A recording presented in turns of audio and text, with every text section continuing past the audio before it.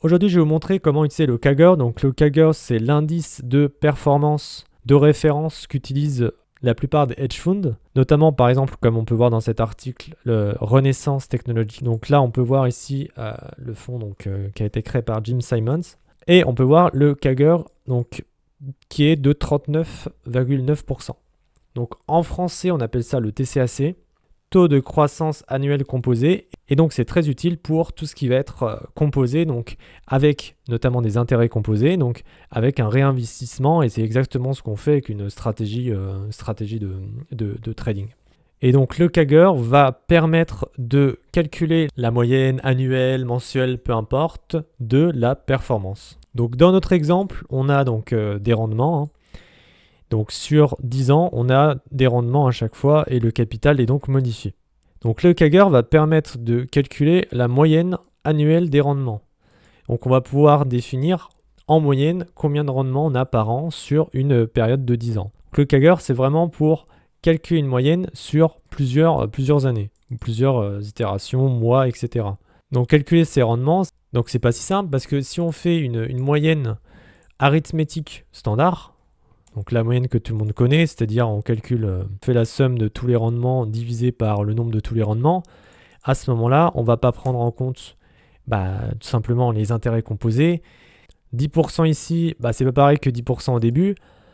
Et on va aussi avoir des problèmes pour calculer en négatif parce que moins 10% une année, puis ensuite 10% l'année d'après, ça ne va pas combler les moins 10% de l'année précédente.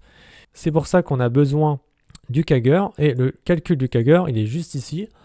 On va le faire tout de suite. Alors, première chose à faire, donc on va dans le data frame, et on va du coup dans la colonne capital.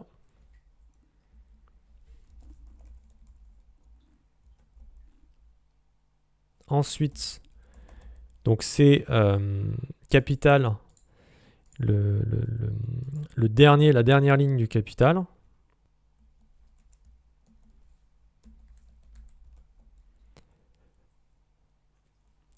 Divisé par, du coup, la première ligne du capital. Donc c'est 0.